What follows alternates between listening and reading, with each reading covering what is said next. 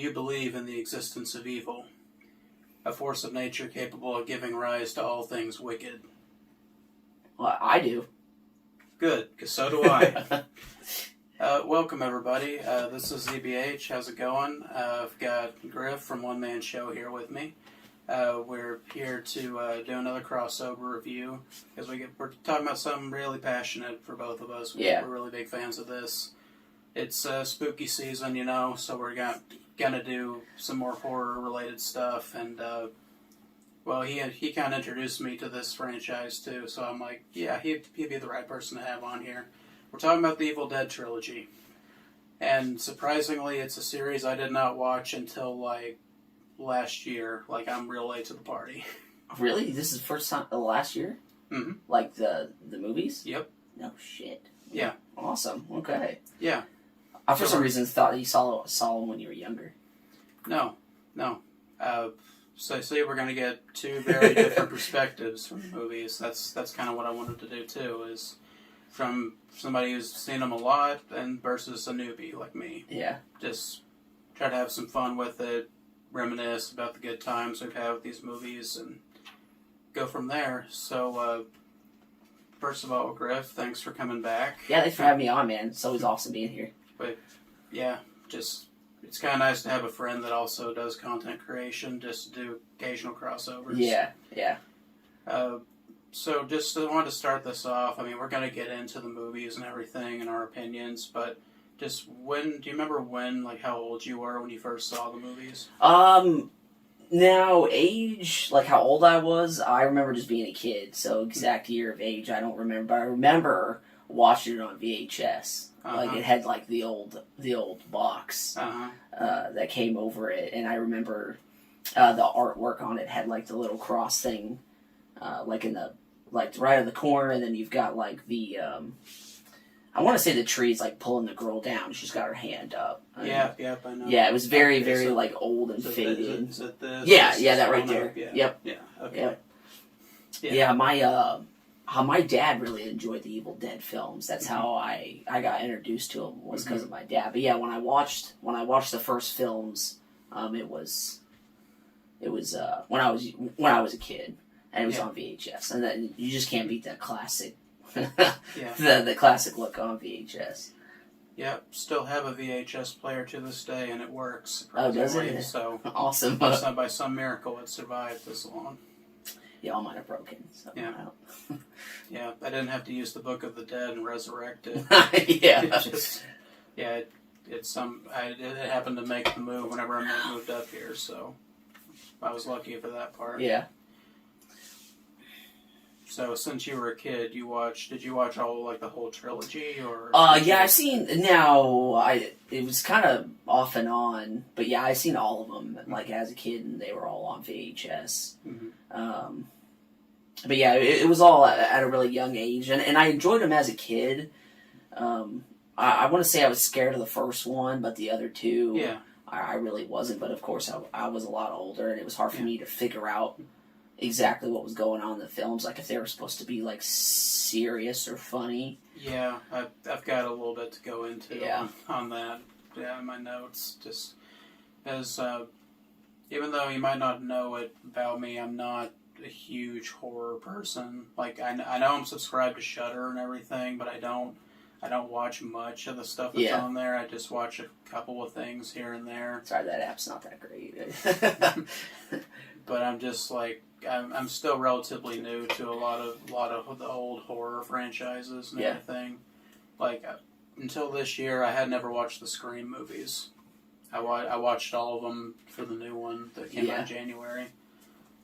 But if you guys are Scream fans, let us know, and I might talk about Scream sometime.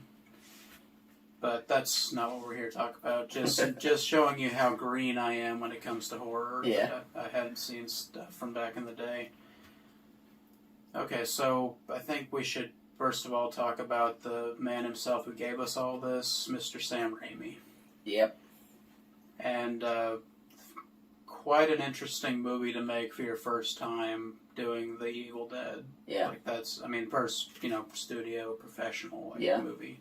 But there's very bizarre, very good. Like, don't get me wrong, it's very good, but it's like, you're just like, how do you think of this, or how do you think of how you did this one thing, or, like, I don't know how he would have come up with that. Yeah. But it's just, and this may not surprise you, given that I'm not as big of a horror fan as most people are, but the first one is my least favorite of the trilogy. Yeah. It's not just because it's rough around the edges, which, I mean, it is, but it's the most, like, completely horror movie out of the three. Yeah. And that's why... Can be taken more seriously, I guess. Yeah. And it's good. I like a well-structured horror movie and everything, and this one is just really simple, to the point. But it gave me appreciation for, like, just horror filmmaking, and, like, the way he directs with the camera and everything is so unique. I think a lot of his directing, especially in that very first film, he was doing a lot of things that people weren't doing at that time. So when you've got the camera moving and it's supposed to be like the spirit or whatever that is. Dead Eye. Yeah, and that was like, I really felt like nobody had done that yet. Mm-hmm. So when he did that, I think a lot of directors they like that, and I feel like if it wasn't for him and that type of angle, I feel like that wouldn't have never been made. And it's really interesting, like, with the camera work that he does. You know how a lot of horror movies would do, like slow pan-ins or pan-outs? Yeah, like that Kubrick type of thing. Yeah, a lot of people were doing that back then, but he did, like, that, but he, like, sped it up, like, 10 times faster, where it's just, like, makes it... It also makes it intense. Like, both work really well. Yeah. It's just that they're going for something totally different. Yeah. Some of his camera angles look like he just, like, grabbed the camera, picked it up, and just was, like, running with it as fast as he can. He was just like, this is going to be so cool, but nobody's going to understand. Yeah, well, at least they let the shots play out, too. Right, like, yeah. They don't with the editing like modern movies. But yeah, I mean, I'm going to say it about all three of these movies, is just the camera work is incredible. Yeah, and for sure. Revolutionary then, revolutionary now. Like, it's funny that a lot of, like, more modern stuff, like directors, and have kind of, you can tell they were partially inspired by his style. Yeah. Like, one person that comes to mind is Edgar Wright. If you ever watch, like, Hot Fuzz and those kind of movies, he does like the montage, like, quick montage of weapons and like assembling things, just like what Sam Raimi did with these movies originally. That was just like, I had seen that way before I watched these. So I was like, oh, okay, I see that inspiration there. Yeah, so he inspired a lot of different people through different fields and everything that I've just noticed more and more the more I thought about it, and, like, how it all came together, and looking back on it, pretty neat. Do you have anything that, like, comments or anything that stuck out to you about the first movie that you thought was interesting? And we pretty much covered, like, I really enjoyed a lot of the camera work of that first film. I just liked that he just seemed like he wasn't afraid to experiment and try something new to be different from everyone else. I feel like a lot of some directors, now, and I don't want to say all of them, but sometimes when a lot of them first come out, they have an inspiration of let's say, another director, and then I don't want to say they copy him, but it feels like they kind of do on a lot of things, and I kind of like that he just kind of did his own thing. He wanted to be different from everyone else. And you could tell by those camera angles that just was something that then, especially in the time period that film came out in '81, there wasn't people that were doing angles like that. That was too scary. That wasn't professional to them. So it was just not something that wasn't being done. That was one big thing. I think my one thing that I just love comment on that is just the camera angles. Yeah. I mean, I enjoyed the film overall, but definitely the camera angles is what stood out the most for me.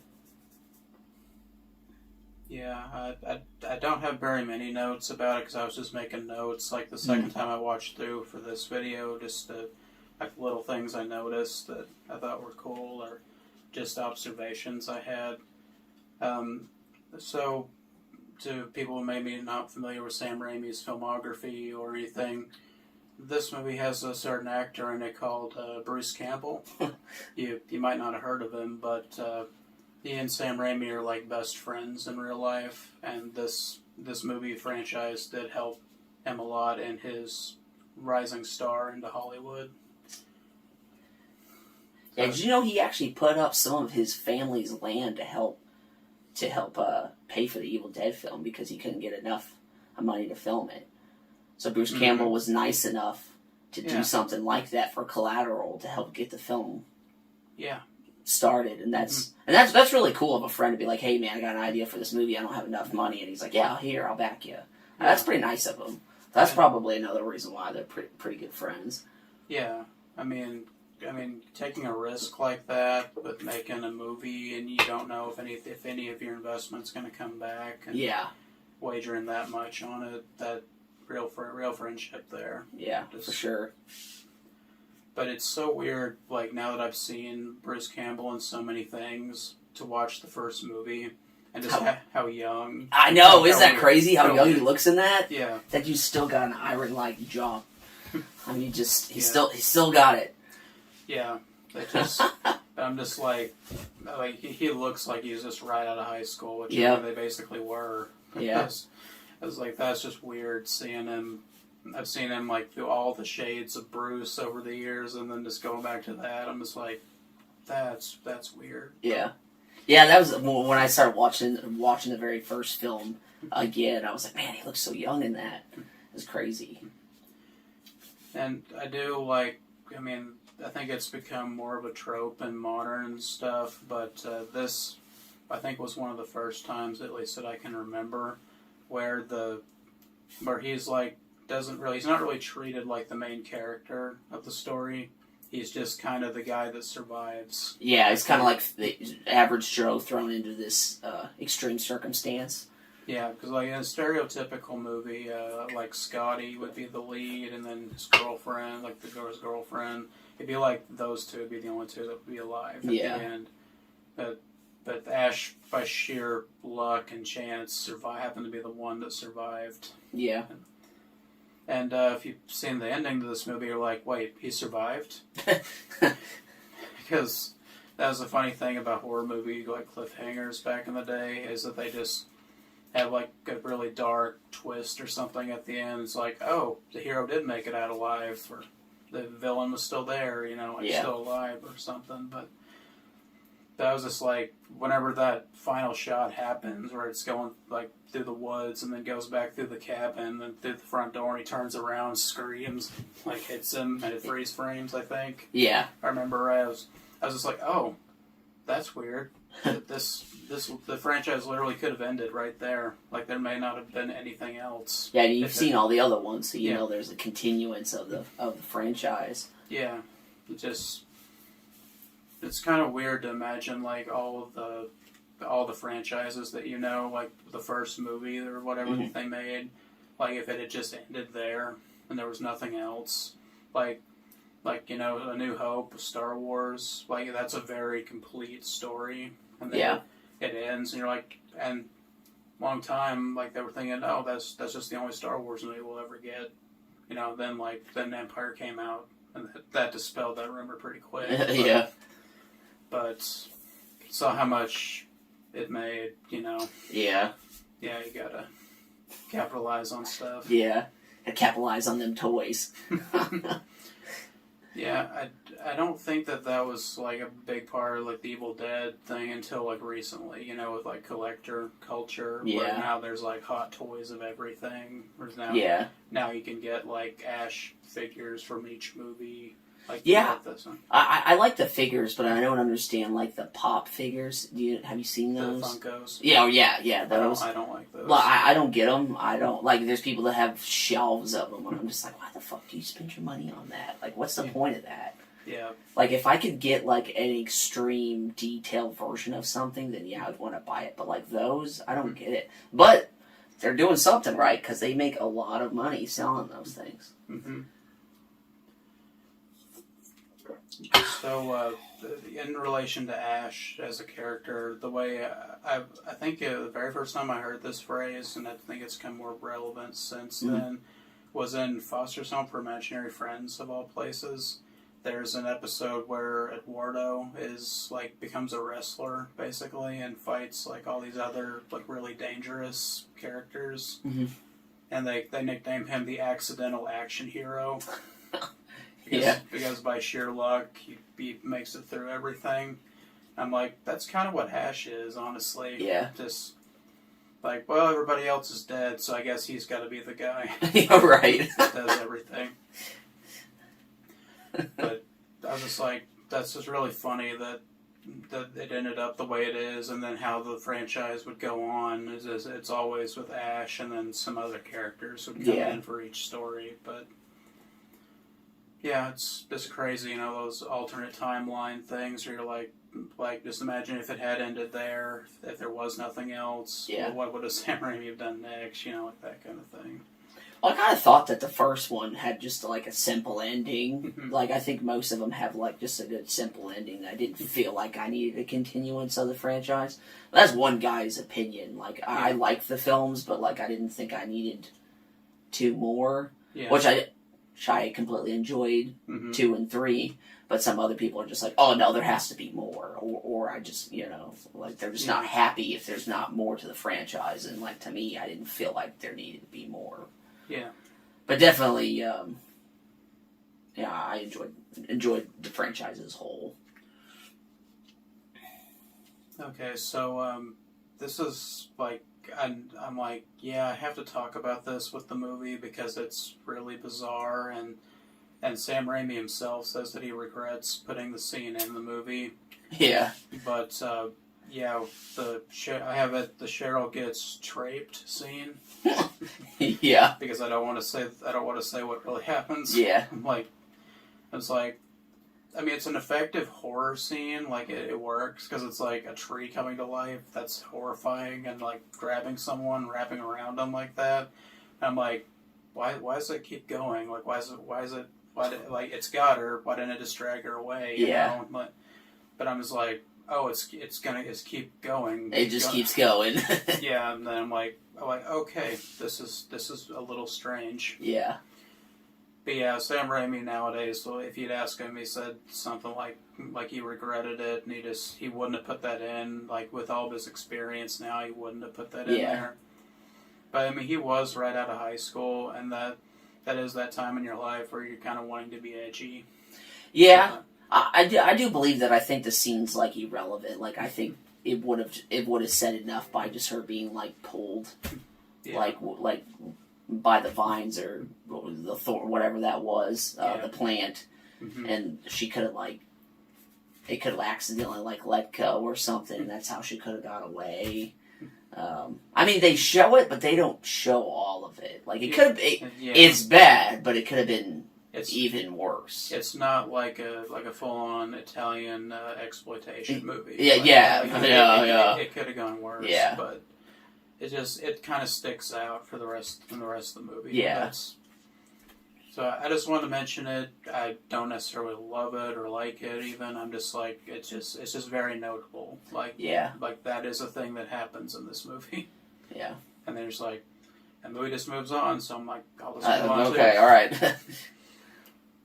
Just not spare any unneeded words on it. Just and it was a different time, people. So just heads up, different time. Yeah, that also goes into the different time, the effects in the movie. They are really good for the budget that they were working with and for the time period that they had.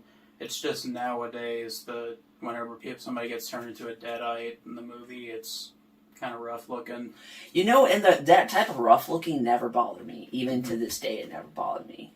Because I cannot stand terrible CGI.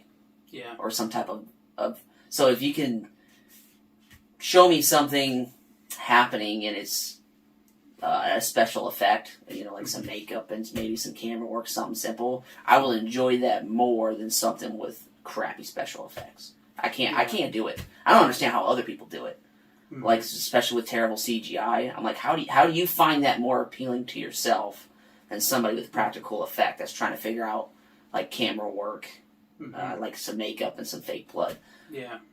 Instead of just somebody sitting down on a laptop going, does a few clicks, boom, they're done. And it doesn't look good. To me, it doesn't look good.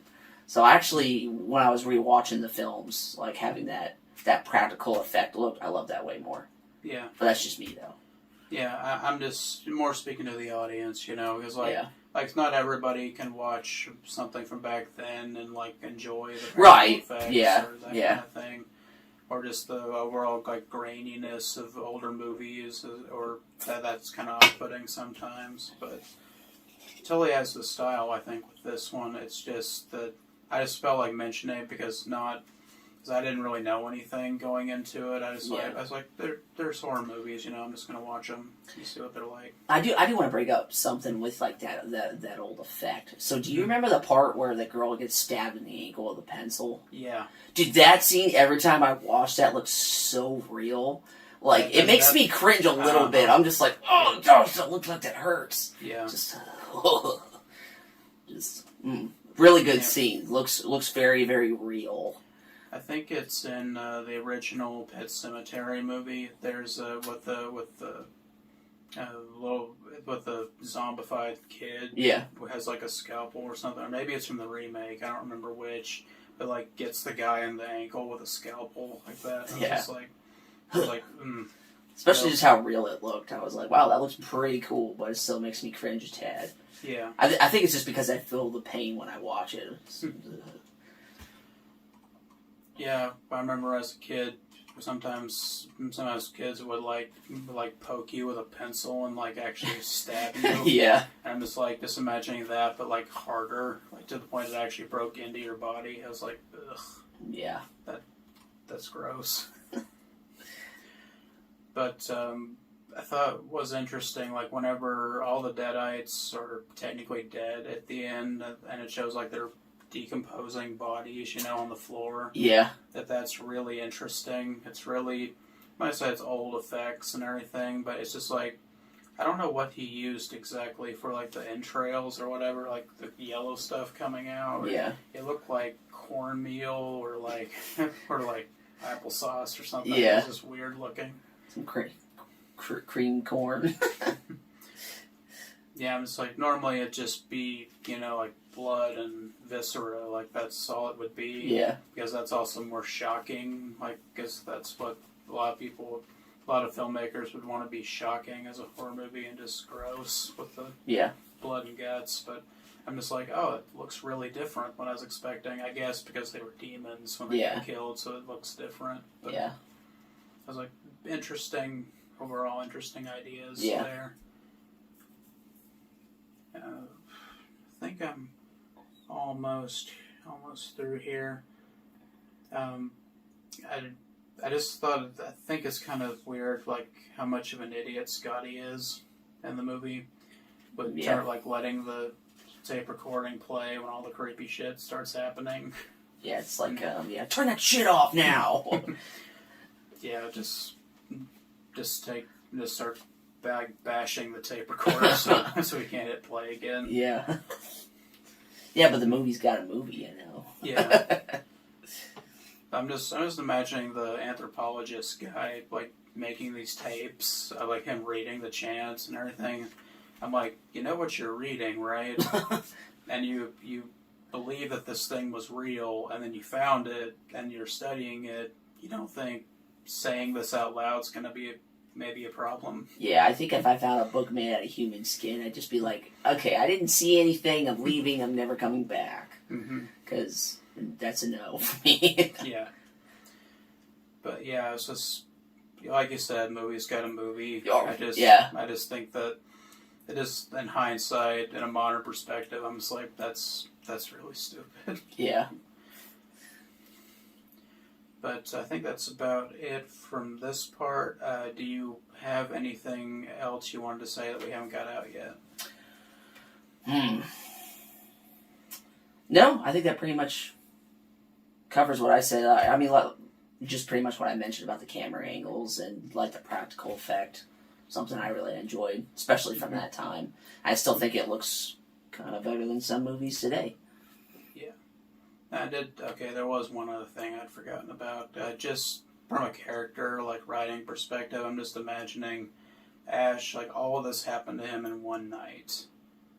Like all of his friends died, his girlfriend died, like, everything. So that kind of makes me appreciate that there's more to come after it, like more character progression with him. But I'm just like, that's kind of nuts thinking that everything went wrong and it was all in one night. So I think that's probably a good place to wrap that discussion anyway. Okay. But now we're going to move on from Evil Dead to Evil Dead 2. I swallow your soul! I swallow your soul! Swallow this. Okay, now we're here to talk about Evil Dead 2. So we got all the way through the first one, you know, a little rough around the edges. It's the Sam Raimi still getting good at it and everything. Now, second one comes around. This is the one everybody loves. Yeah. This is the movie that I think is probably the one of the most popular ones he's ever made. So, first of all, yeah, the choreography, the directing, it's still, like, I think he kind of got crazier with each movie a little bit. Yeah. I think he got really creative on the second one. Yeah. I mean, so I think he was really creative on all of them, but that second one seems like he definitely pushed it pretty hard. Yeah. It's like the chaos of the actual movie kept ramping up. So it's like the camera work followed suit with it, which is really cool. I like things like that when it happens. Like, just they complement each other really well and that kind of thing. Yeah. What's immediately really different about this one from the first one is the narration in the beginning, which I really like. I personally like opening narration or something, you know, some kind of exposition. I know it's exposition, but if it's delivered in an interesting way, it's fun for me. And it kind of goes with the old-timey feel, like old movies kind of would have that. Like, sometimes it's a title crawl, like with Star Wars, but then I kind of like horror narrator doing a retelling of something or setting the stage for something. Kind of setting the stage where, like, maybe if you didn't see the first one, you kind of know where the director's coming from. And this is where we get to something really interesting with this movie and with Army of Darkness and with other stuff down the line too, is like the continuity is kind of doesn't make sense. Like, if you watch all of them thinking that it's all going to be like a perfectly well-knit continuity for all the movies, it's not that. But that's not a bad thing either, I don't think. It's basically, the way I describe it is like the part of Evil Dead 2 where it's retelling the plot of Evil Dead 1 for the first, 15, 20 minutes, I think. Mm-hmm. But it's just, they cut down the characters, now it's just Ash and Linda, and then they go, Linda gets killed, turned to a deadite, decapitated, all that. Mm-hmm. And then the new characters come in, then the actual plot of the second movie starts. But there is a fan theory about why I think it's just fans being fans, but about their theories. But, like, I know it was just, I think Sam Raimi was just refining the story with each one, just changing little bits, tweaking it, just to make it fit better for him. So, like, getting a second crack at the plot of the first one and that kind of thing. Apparently there's also, like, a rights issue, too, with the footage of the first one. Like, they couldn't use it for some reason because of the studio who owned it. So they actually ended up reshooting those parts. Yeah. Yeah, the way some studios handle things is really annoying. because I think they ruin a lot of things. Like, there's a lot of examples of a lot of different films where, like, they couldn't do stuff because the studio was like, oh, no, you can't do that. Mm-hmm. I don't know. I don't think I could be a director now, but it'd drive me nuts. Like, that would bother me. Yeah, so the fan theory about all the continuity errors between the movies is that, which I think is really interesting. I don't really think there's any truth to it necessarily, but the theory goes that the 3 Evil Dead movies are Ash telling the story to 3 different people, and like exaggerating certain things for different reasons and that kind of thing. Like there's more if you want to look into it. There is a theory out there about it, but I can't go too far in fan theories, man. That it goes too far for me. I leave it alone. So it's kind of interesting. I think at least is an interesting perspective to look at the movies from, because it's like, I think it kind of adds to Ash's character if he is an unreliable narrator, where not everything he tells you is 100% true. Yeah. But just makes him feel more human, I think. Yeah. And the fact that he's suffered so much head trauma, he might not remember everything. Yeah. So, if you guys haven't seen this movie, there's just like an unbroken scene of like 2 or 3 minutes of him hitting himself in the head with things. And that becomes a trope in like Sam Raimi's stuff. Like whenever Bruce Campbell is very prominently featured for something, it's just he always gets hit in the head or something. It's just really, once you notice it, you just chuckle every time you see it. Yeah, it's like that slapstick comedy. Is that what I'm thinking of? Yeah. What I would call that? Yeah. Like Three Stooges. Yeah. Kind of. Yeah, that was just. Like, I know it's supposed to be a horror movie, but this is kind of where it switches into a horror comedy. Yeah. And that, just the whole scene of him, like, going crazy in the cabin. And just, like, hitting himself and all this stuff, all this craziness. That's really funny. And I'm just like, I kind of felt bad for him watching that, because I'm like, I know he's actually hitting himself with plates and breaking it. Yeah. I'm just like, because some people may not know, Bruce Campbell did like all of his own stunts back in the day, and so like if you see him get like a bodily injury in a movie, you just know he probably did that himself until he got older, like present day. But I'm just like, that hurts. That hurts. Yeah, it looks like that hurts. Yeah. Now, obviously, he doesn't actually lose a hand. That part's not real, but yeah, that'd be really, really committing to. That's some like Jared Leto shit, dude. Gotta commit to this part. Yeah, but so I think that even though I'm like, I know some people might be impatient whenever it's doing the speed run of the first movie for the first little bit. I kind of like it because it condenses the story down to just bare minimum, just you understand everything. Yeah. I really like how this movie starts, like when it actually gets into exactly where it left off. Yeah. Where it's him getting hit with the deadite, and he's flying really far back. Yeah. And just like screaming and spinning in the air, and he hits a tree. It wakes, and he like comes to, and he's like deadite. Like a deadite version of him, but then I think the sunlight hits him, and that's like makes the deadite go away. I think. But I was just like, that's really funny. Like just watching those back to back, how perfectly those parts flow together. It's like watching Lord of the Rings, and you watch the Gandalf and the Balrog, and like in that second one, yeah. And then in the second one, it shows it from a different perspective, and you actually see them fall, and like the fight actually go on. I just love stuff like that, where you see something from multiple perspectives, and you don't see everything the first time, and then you see a lot more detail when it shows up again. Mm. Maybe Percy Jackson, right? He directed those Lord of the Rings. Peter Jackson. Yeah. What did I say? Percy. Oh yeah. Yeah, Peter Jackson. Yeah, it makes me wonder if he got that transition from Sam Raimi.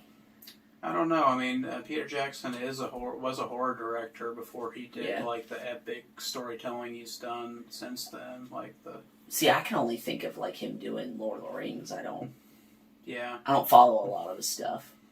I remember whenever I plugged in Evil Dead 2's disc, there's a little trailer for the movie Bad Taste, which he did. Yeah. Which is kind of a low-rent zombie, like, gross kind of movie.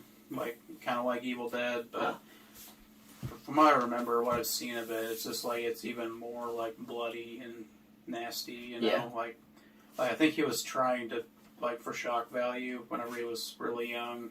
But, But it's just kind of funny that was actually on that disc when I was watching it. I was like, oh, yeah, I forgot about that movie. Yeah, classic commercials. Okay.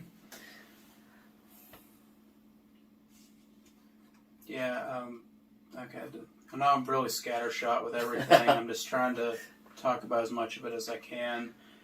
I do, like, Sam Raimi uses really simple, like, tricks and things for certain shots, like whenever the sun rises and all the deadites and evil stuff, like, go back into the ground or whatever, it shows, like, smoke or fog, I'm not sure which it is, but, like, the way he actually filmed it would be just it rolling through a landscape. Yeah. But he reverses the footage whenever the sun comes up, and it all goes back, like exactly where it came from, which kind of adds to the supernatural creepiness of it. Yeah, he might have been using like an old fog machine. Did they have fog machines then?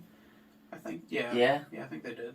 Yeah, maybe some dry ice, something like that. Yeah, I like little tricks like that where I'm like obviously it's too perfect, you know, for them to like CGI would try to make it look differently than that, but like it's literally like the exact same frame going backwards. I like another practical effect to really appreciate. Yeah. I was just like that was neat. I like that. And he didn't even have to do that. He just threw it in there just because it, like when the Deadeye leaves Ash, you're like, okay, I get it. The Deadites are gone because they don't like the sun. They're all leaving. Yeah. But then he did that too. I was like, oh, that's cool. Yeah. Just another nice shot that he put in there that didn't have to do that. Yeah. So I forget that there's a dream sequence in this movie. Like I forgot about it from the first time I watched it, and then I watched it again. I was like, wait a minute, when did this happen? And then I was like, oh, it's a dream sequence. Okay, sometimes, when it hops into a dream sequence in some films, like, there's not, it doesn't tell you, because I know it wants it to be like a surprise and wants you to figure it out, but sometimes I'm like, oh, dream sequence, okay, alright. Yeah, and sometimes it's just hard to catch it. Yeah, and I'd have to look at it again, like really slow, like frame by frame, probably to see it. But I don't remember if it's like directed any differently, like using different angles or color or anything. But a lot of times directors will do that whenever it's either a dream sequence or it's someone imagining something happening, and there's some kind of filter or something on the scene that it differentiates it from the rest of the movie. If there was, I didn't notice it. Yeah, I couldn't remember. Yeah. But like I said, you said it was probably just for the surprise of it. I do think it's weird how Deadites, like, they just possess everything in this movie. Like the piano and the deer head. Yeah, I freaking love the deer head, dude. That was like my favorite. Like, if I could have a movie prop, like, I would just pick that thing up and run off with it, because, like, I love the deer head. I don't know why. I just enjoyed it. You specifically want the one that's actually a hand puppet, I'm assuming. or animatronic. I'm not sure how he did that. I'm not for sure. Whatever's going on with it, I like it. And that's one of those things you're like it looks creepy and it's kind of unsettling, but you're also kind of laughing because it's weird and funny. Because it's gonna do a lot of damage. It's a mounted deer skull. Like, that's really gonna do a lot to you. Yeah. But I think they were just trying to get under Ash's skin every way possible, just Yeah. be as annoying as possible. Yeah, try to make him feel like he was going crazy. Yeah. Because not that he already feels like he's going crazy. I say argument could be made he already is going crazy, but that is such a weird. That's definitely a Sam Raimi thing. But not many people would have thought of that. He wasn't fully ashy slashy yet. Yeah, and then talking about continuity, in the first movie, the shotgun that he finds and he uses to defend himself, it's a single shot, and then I don't know if it was like a retcon thing where Sam wanted to use a double barrel now, or if it was a budget thing or what exactly it was, but just I just think that's really funny. It goes from a single barrel to a double barrel in the next movie. Was that a 12 gauge? In the first movie, it was 20. In the second one, and from the second movie on, it's 12 gauge. Okay. That's another thing. I was like, I think they just had a gun lying around that they could use in the first one. I like it. It's simple and it's effective, but like Doom guy, like he kills demons. Of course, not quite like Deadites, but like very similar. And he's a very complex character himself, but he also he has a 2-barrel shotgun out of all the weapons he has. So it's kind of like a simple, effective weapon. And it's very iconic. I mean, like Mad Max, kind of made, I think, was one of the first things that made a double barrel shotgun really iconic. Yeah. So speaking of the double barrel shotgun, I love the way that he flips the shotgun. You know what I'm talking about? Yeah. Yeah. Let me see if I can try and maybe not break something. See to try to do your own flip. Yeah, see if I don't know if I can do this at a table. Yeah, without taking out your laptop. Let's see. There we go. Perfect. We'll fix that in editing. Yeah, okay. But the titular boomstick, as it would later be called. Yeah, and he flips it not just around once. It looks like it's 2 or 3 times. It's and he's like, It was very, I don't know, it looked like he did that. That was pretty impressive. Yeah, I really don't think a chainsaw would be the saw you'd want to use to saw off a shotgun, because I think it would be would vibrate too much. You know? So normally when you see somebody doing it, it's just a hacksaw or something. Yeah. But I mean, it fits the movie that it's in. Yes, yeah. Yeah, but I was like, that is a very cool moment, just when he cuts it and then he breaks it off his elbow. I did like that. Something interesting, watching these movies with the hindsight, knowing the other movies that are coming. That scene with the mirror, when he puts his hand through it, and then I think the other Ash shows up and grabs him. He's Fight Clubbing himself. Yeah. Yeah, so it's that kind of is, I don't know if it's intentional or not, because I think Sam Raimi kind of just made it up as he went along. But it seems like it's kind of foreshadowing Evil Ash in Army of Darkness. So that I could see that. Yeah, or maybe it was something it kind of happened, he just did that as kind of just a scene in the movie. And then it's hey, Bruce Campbell can act against himself really well. Maybe we should take advantage of that a bit more. Yeah. I feel like that'd be kind of hard to act against yourself. Yeah. A lot of trickery you have to do to make that happen. But I just thought that was, watching it, because I knew a bit more about the fandom and the other movies and stuff before I'd actually watched them. I was like, oh, that's neat. That maybe that's the seed that was planted that ends up becoming Evil Ash and all the other variants of that you see. But I'm not talking about foreshadowing. In this movie, whenever the new characters lock Ash into the basement, and then Deadite Henrietta is down there, that also might be kind of foreshadowing Army of Darkness because of the beast in the pit. he gets thrown into. Yeah. Kind of, I don't know. Just it seemed like a bunch of little things. I'm like, maybe, I don't know if that's foreshadowing or not, but it's. Yeah, I'm not for sure when Sam Raimi was making these if he thought he was going to make more than one, and maybe just the first one did so well that he was just like, oh, okay, well, I'll just keep doing more. But I could see what you mean by like, it feels like something was setting something else up. Yeah. And it's pretty funny that Deadeye Henrietta is actually Sam Raimi's brother in the suit. Yeah. I think it's Ted Raimi, if I remember right. Yeah. He's got a few brothers that help him out, but he's just a guy like Bruce that shows up in a lot of Sam Raimi's stuff. Like he's J.K. Simmons' assistant in the Spider-Man movies. He's wearing the glasses and the suit. Shit, I never noticed that. Yeah, when I rewatched the Spider-Man movies, I was like, hey, I know. Oh, hey, that guy. Yeah. I never even actually noticed like Ted like Raimi in anything until I started like rewatching like the whole series and then watching like the Ash vs. Evil Dead show. Mm-hmm. And I was like, oh, hey, that's his brother. And I'm like, wait, he's in all the... And I didn't think of who he was until... I don't know why I didn't piece it together until I watched the series. Mm-hmm.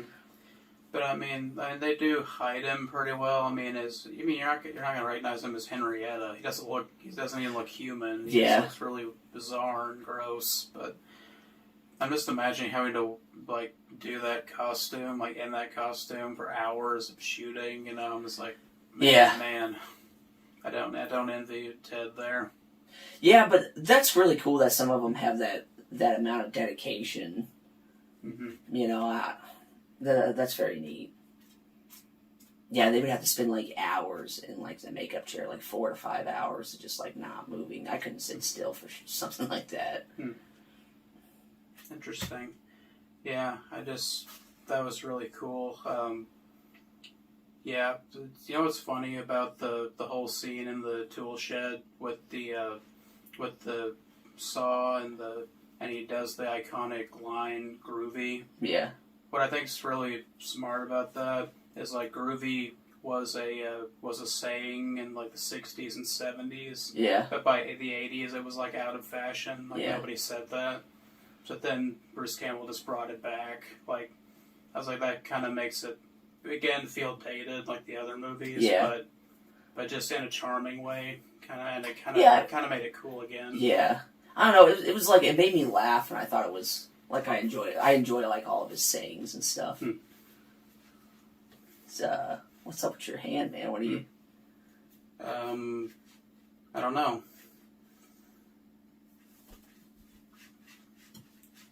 Grif, do you mind to just pass me that right quick? The chainsaw? Yeah. What do you need the chainsaw for?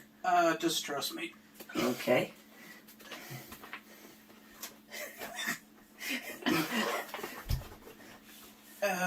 We'll be right back.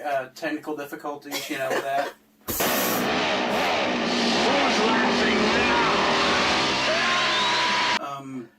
Okay, that was something. Oh, yeah. Yeah, you look a little different since the last scene. Yeah.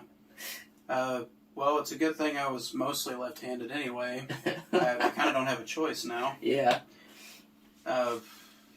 You have my sympathy, Ash Williams. Just saying.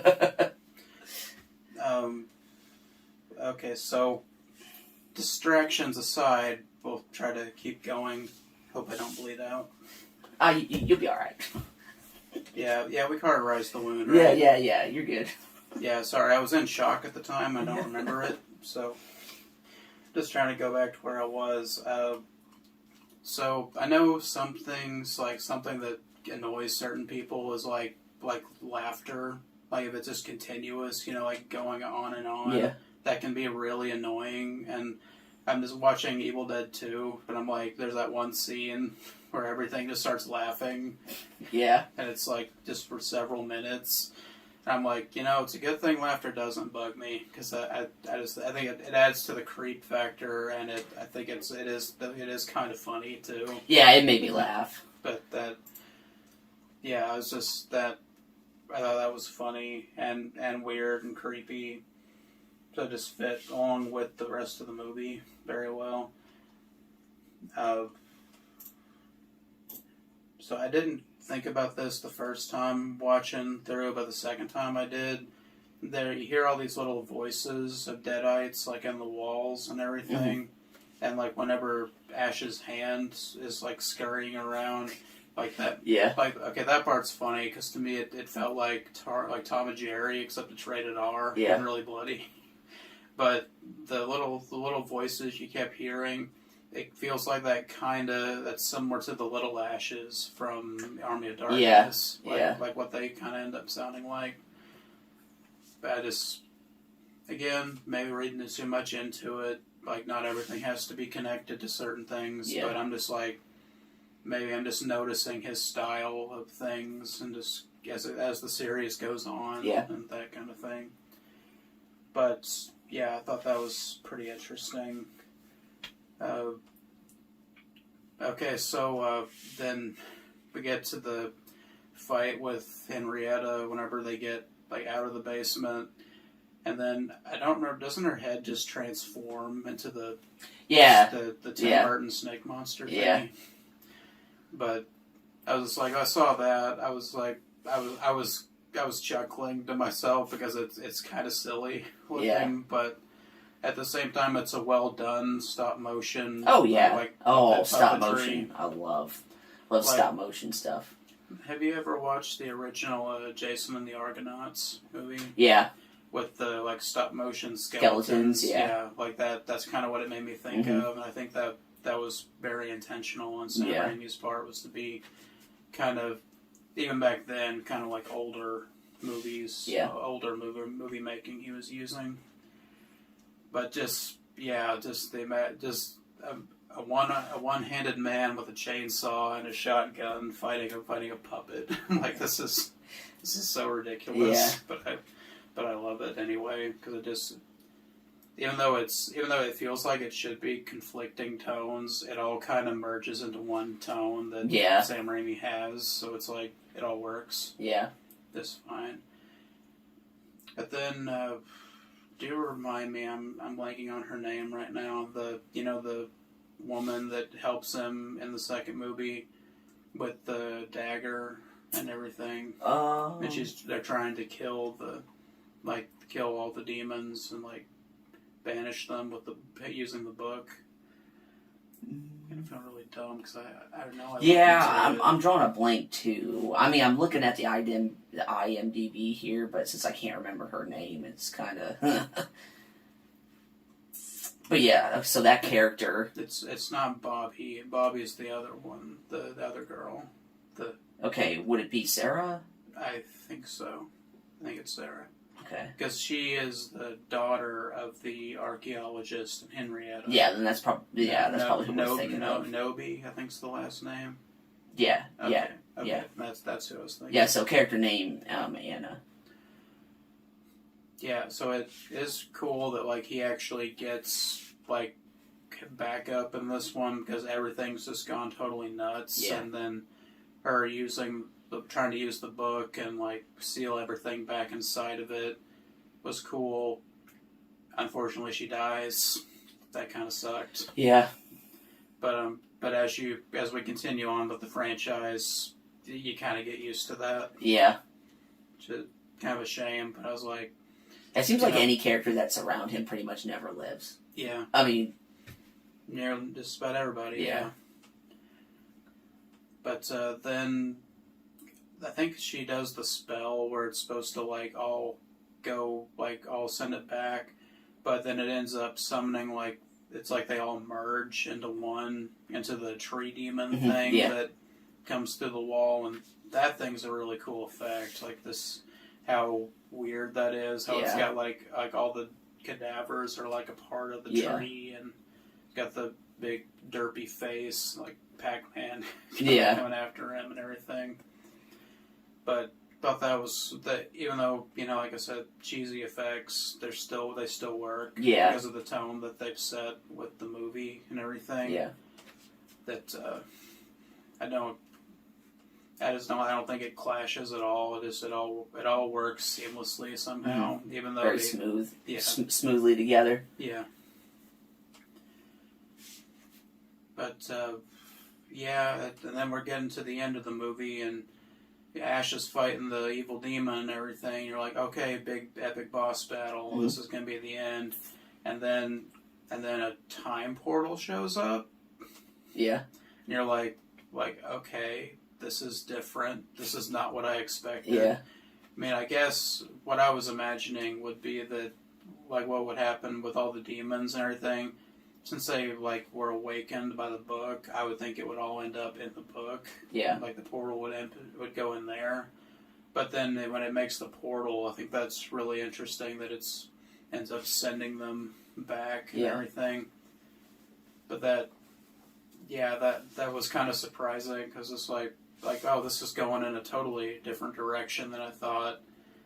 And then then the lady dies, and then everything gets sucked up, like parts of the tree demon, the parts of the cabin, the Oldsmobile, of course. Yeah. Because that has to appear in everything.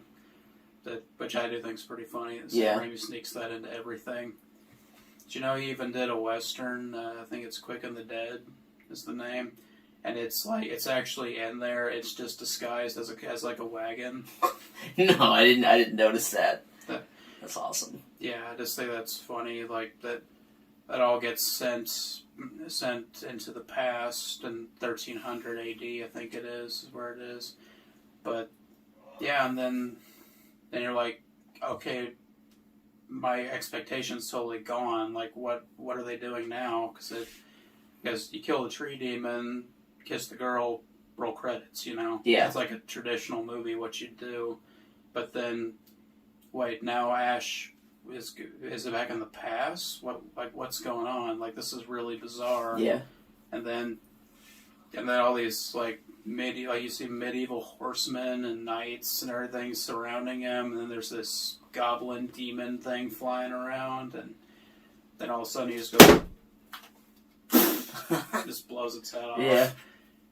And then everyone's like, "Hail, he from the sky!" And he's like, I think he's on top of something, and he's just like, no. No! Because it's like he realizes, oh, I'm trapped in the past now. Yeah. This is terrible. But I think that one did feel like Sam Raimi did have an idea, like, going into the next one. Yeah. Because it wasn't a standalone thing like the first movie. It's just like, that's definitely a cliffhanger. Yeah, it does feel very standalone compared to the other two. Yeah, and then man, I wish I could have seen it without having a lot of things spoiled. Because, like, that would have utterly blown my mind if I didn't know anything going into it. Yeah. And it's like, wait, what? Like, this is a completely different kind of movie now. Yeah. And then it ends. And you're just like, oh, okay. Okay. I enjoyed it. I'm not sure what happened, but I enjoyed it. Yeah. But, yeah, that overall, I really enjoy Evil Dead 2. I see why it's a lot of people's favorite of the franchise, because it was like the first time you got the horror and comedy like mixed together. Yeah. Where the horror stuff was still like gross and unsettling, and it's not entirely tame. You know, like I think it gets more tame as time goes on, basically, but. Yeah, just it still has all the identity of the first one, but then it has its own thing that it's thrown in there. Yeah. So I didn't know if I wanted to mention it now or in Army of Darkness when we talk about it, but I guess I can just get it out of the way now. Okay. It's really, really weird how many time travel stories do this, and I don't quite understand. Well, I guess I'm just overthinking it, logically, but. Whenever you get sent, like, in a portal back in time, you would end up at that time period, but you would be in the exact same place as you were, because it only travels through time, not space. So I'm just like, when he ends up in England or wherever, I'm like, wait, huh? How is he here? like he was in Michigan or Tennessee, wherever the Evil Dead cabin is. Mm-hmm. I'm like, how did he get from there all the way to there? Yeah, that was something I never thought of. Yeah. I think when it happened, I just accepted the fact that it happened, and I just was like, okay, this is where we're at now. This is, I'm just, that's my very modern interpretation of things, because we all overthink things nowadays about logistics of time travel in your demonic zombie movie. Yeah. Yeah, that makes sense. Yeah. Do you have any other things you wanted to mention about Evil Dead 2? No, I think we pretty much covered the second one pretty good. Okay. So we'll be exiting through the time portal over here, going to medieval England, and we'll see you in just a few minutes, or 800 years, or however. Time makes tense weird. Yeah.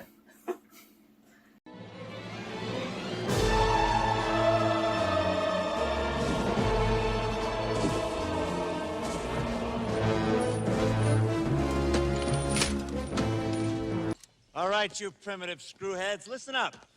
Well, that was one of the weirdest things that's ever happened. Not every day you go through a time portal, kids. Yeah, just let's both get this out of our system. Yeah.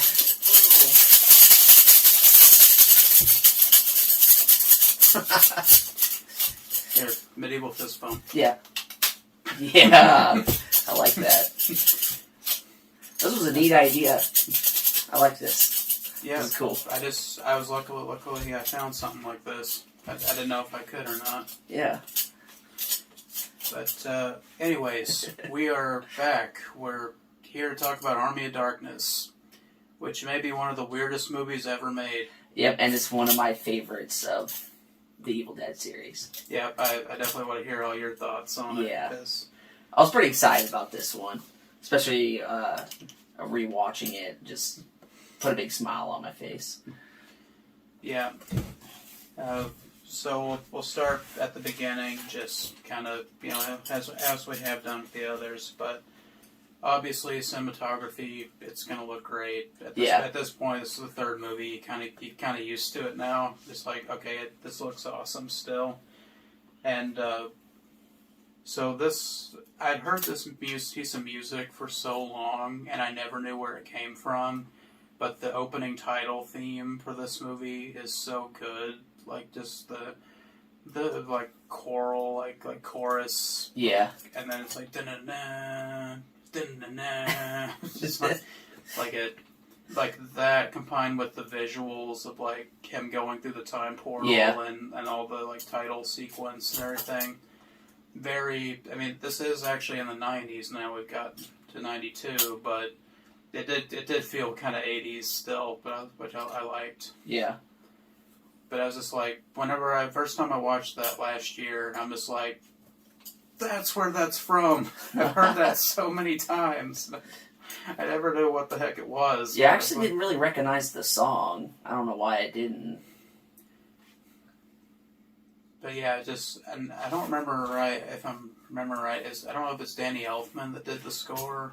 I was thinking it was, but that just really stuck with me, like, now that I've actually watched it, and like I understand more about it.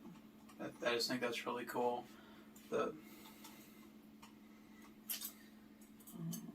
I'm trying to see if I can find. Do you want me to see if I can find who did the score? Yeah, go ahead. Okay. I'll keep talking.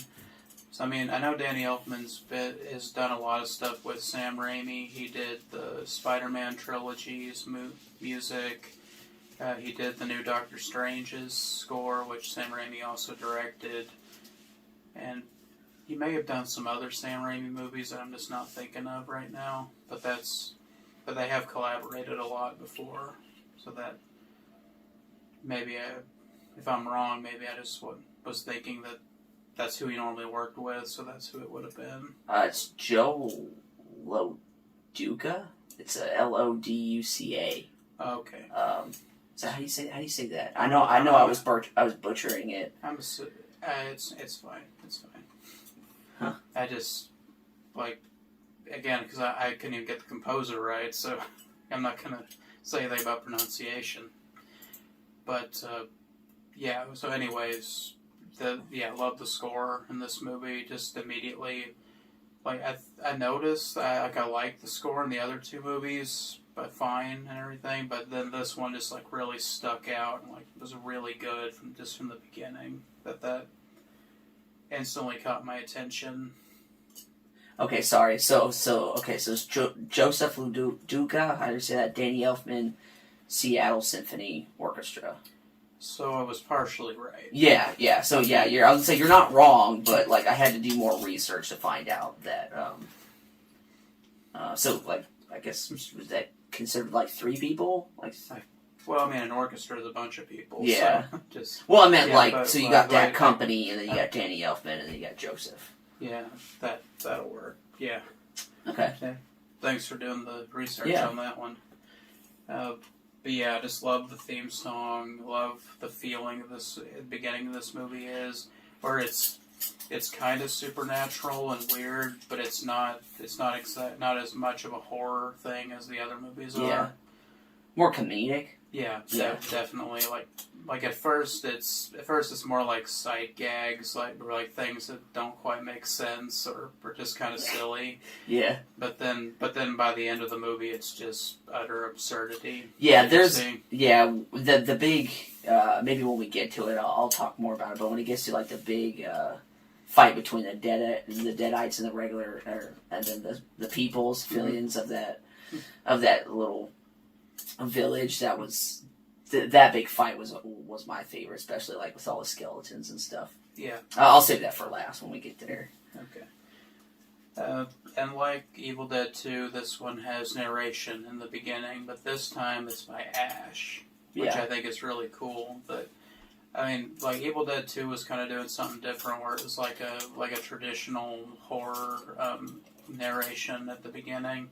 But this one, it's like entirely from Ash's perspective, and then again, speed running through events like the first 2 movies. There's even more continuity errors now between things. So that by the third movie, you're just kind of giving up. Like, okay, just whatever he says is canon is canon. Yeah, right. I accept this. Just go with it. Yeah. But yeah, I appreciate continuity with movies, even if it's questionable continuity. Like it's still the same character, and he's just gotten.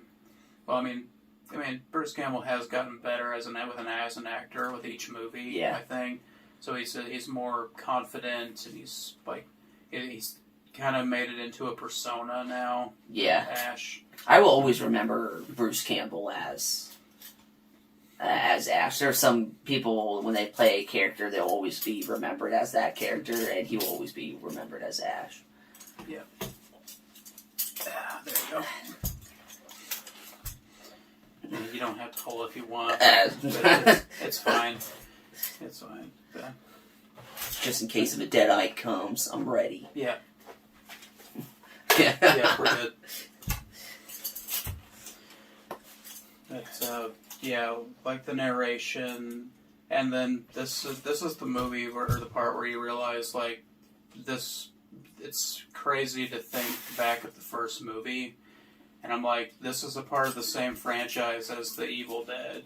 But here's like this is crazy. Yeah, how much everything's changed, but I think in a good way. Like in a good way. Yeah, not in a bad way. Good way.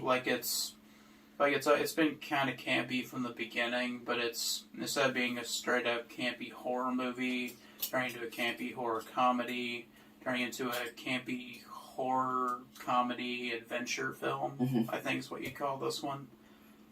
But yeah, it's just very. It's cool that it's like they add a genre with each movie. Yeah. It just keeps. Just imagining if they made like 6 movies. Just imagining what that would have looked like. How many different things they would have done at that point. I don't know if I could have stand another 3 films from that. Don't get me wrong, I love these films, but like I don't think I could stand it that many. It'd get repetitive. I think. I mean, it is kind of, the trilogy itself is kind of repetitive, but it's not repetitive enough that it's irritating. Yeah, and each one I felt like changed a little bit, so it was like something I could accept and be okay with. But yeah, I think that's fair. So I didn't recognize a whole bunch of the actors in this movie, but one that I did recognize and I thought was really cool is Ian Abercrombie is the old wise man. And he's in just a few things here and there, I just recognized him, like his face and everything. But he voices Darth Sidious in the Clone Wars TV show. He was Alfred on the Birds of Prey, which is like a Batman spinoff TV show that they did. Apparently he was in the Addams Family at Values as the driver, too. Was he in Sleepy Hollow? Because I know there's a lot of old actors in the movie. Let me look I'm trying to more remember of his. I know the '90s Alfred is in it, like Alfred Michael Goh, I think's his name. I think he's in it. I don't remember if Ian's in it. Wow, dude, he's in a lot. He's in a lot of stuff. He has a very impressive record. And also our R.I.P. He did die a few years ago. Yeah, okay, so you got Star Wars, Clone Wars, you got Green Lantern, the animated series, Wizard of Waverly's Place. I never did finish that show. Maybe I should someday. Apparently he did some Star Wars video games too.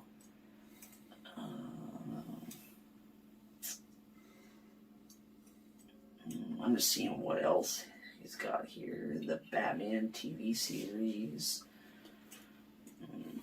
Yeah, a very long list of things he's been in. Needless to say, he was a very accomplished actor, and it was just really cool to see him in a role like this, where he's like the one guy with common sense in the Middle Ages. Just like, hey, that guy killed the demon. Maybe he's a good guy.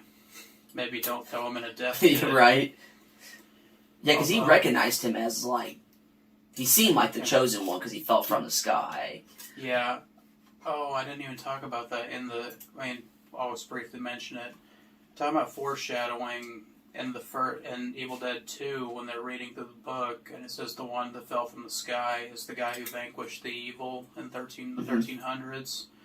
And it's obscure enough that you don't really notice it the first time you watch it, but it is totally Ash with a chainsaw hand, holding it up to the sky. I was like, on rewatch, I was like, that's a really cool detail. Yeah. So I guess like the book was written at that time, and then it already had that visage of him coming from the sky, and then the wise man's like, oh, Ash, that's the man from the sky that's been foretold all this time. Yeah. Timey-wimey nonsense. It doesn't make sense. Yeah. Like how the book would already know that, even though I don't think that would have been written yet. You're checking the logic part of your brain at the door probably with this movie. Yeah. Well, that's for sure. but I was just like, that was cool. I like that they foreshadowed that and they paid it off. Even though, again, with the continuity, they like Ash is celebrated as a hero at the end of Evil Dead 2, and he's where he's like screaming as he's trapped in the past now. But then in this one, he starts out, he's in a stockade with all the slaves. It's a funny it's not what you're expecting. So it's an effective moment, but I'm just like, wow, that is a completely different thing than what happened in the ending of the last one. Yeah. And then somehow he's in the stockade, but his hand is gone. I don't understand how he's actually stuck there. Yeah. Well, it looks like they had his, I don't want to say like his nub or wrist thing, whatever that was. It looked like it was sticking out a little bit. Maybe it was kind of uneven, where it's more of his arm was through the stockade or something like that. Yeah, that was a detail that I didn't notice.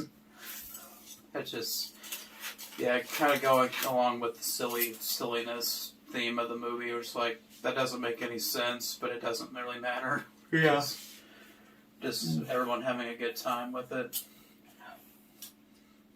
Okay, so I don't have many notes about this, but let's just talk about the scene with the pit and everything, like the sacrificial pit thing. That there's some kind of like deadite monster in there. I don't really understand what it is. If it was like a human that was possessed, or if it the one that like came out of the wall area or whatever. Well, the one that came out. Well, there's two. Okay. Like the thing that came out of the wall, that was a possessed woman, I think. Mm-hmm. And then the thing that's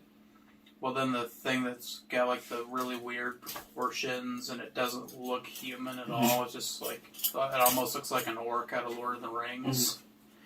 Mm-hmm. I'm guessing that's just some kind of demon thing because it doesn't look remotely human. It just looked like something from like the Deadite universe. Yeah.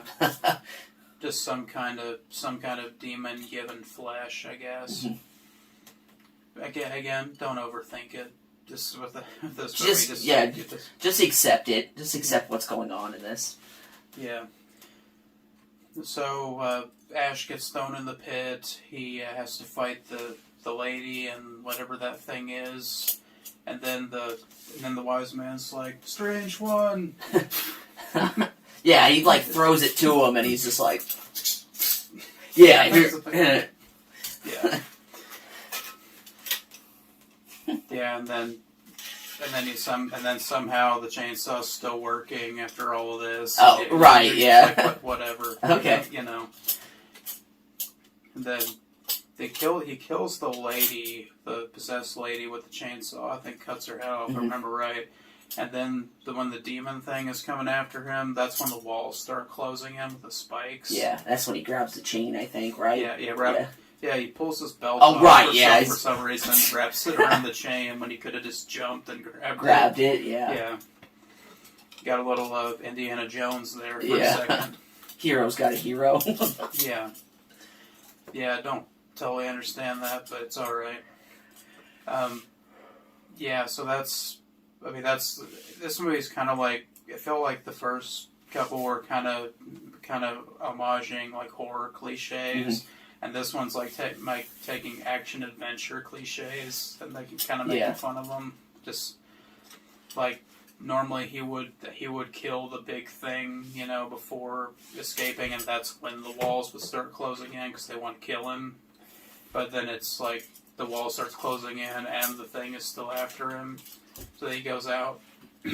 Anyway, then we get to introduce. Well, we did get introduced to. What's it? I'm trying to think what his name is. The Red. Richard the Red. Is that right? Duke Henry the Red. Henry. Yeah. Henry. Oh, yeah. I never. I'd say probably just Henry the Dead. He probably was a duke, but. Yeah. All I can remember is the Red. Something. Yeah. That's all I could ever remember. But yeah, like he and Ash are like antagonistic towards each other at first, and that's cool that like throughout the movie they become friends and they become allies. And that's the same way with Arthur, the leader. Does it ever say if he's a king? I never really understood that. Because it's kind of implying, he's the leader, but you don't know what exactly he is. Yeah, IMDb it just has him as Lord Arthur, so I guess a lord. Yeah. Somebody in command, probably king-like. Yeah. A lord. Yeah. So this is also a King Arthur story somehow. Yeah. So. Like, it's so many things. They threw that in there, too. But except King Arthur's a dick in this version. Which, I'll admit, does make it funnier. Yeah. Like, I gotta see if I can do this on camera. I don't know if I can see if you can do the... Yeah. So, sword boy! Yeah. So he's like, he looks like he started to make himself look threatening and everything because Ash just killed this monster. He like pulls his sword out like he's gonna kill him, and then it blows. It blows the top part of it right off. Yeah. Like, oh. Yeah. Yeah. And then you want to talk about the monologue that he gives. Yeah, yeah. This if you want to act out anything, describe it. Yeah, I like it where he like takes it and he's like, "This is my boomstick," and then he's talking about like what aisle you can get it on. Yeah. I don't quite remember the whole like his whole monologue, but I just remember it being like, "This is the boomstick," and he's like showing it off, and they're all like, "Oh." But yeah, I did like he was saying like it was like shop. Was he say like shop S-Mart? Shop smart. Shop S-Mart. Yeah, yeah, and I remember him saying something about like what even aisle it was on. Yeah. Yeah, just that whole monologue is so funny, and like one of those things. I think I've got it sometime soon in my notes. But, like, it's playing with the idea, is Ash smart or stupid? Like, it kind of goes back and forth on whether or not what he is. And, like, the way he says it and, like, presents it, he sounds like he knows what he's talking about and everything. But I was looking at that gun, he says it's a Remington. I'm like, no, it isn't. Then, I'm just going to say this is about as much of a Remington as that gun is. Yeah, I couldn't quite tell the brand of it or whatever. I mean, and I think he says something about it being made in Michigan too, which I don't know. I didn't research that part, but I was like, I'm assuming he's just saying stuff that sounds cool, right? Because like any of moment. these people are gonna know anything. Yeah. Like, what is a Michigan? I'm actually gonna.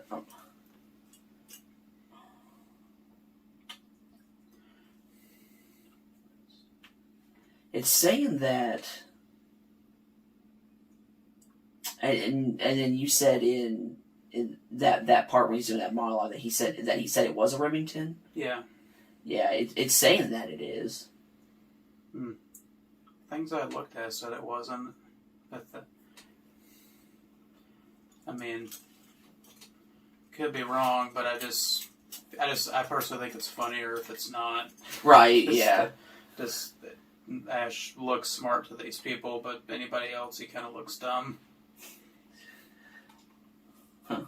Yeah, this is what Google says. Not everything on the internet. Yeah. Yeah. Yeah, take it with a grain of salt. Yeah.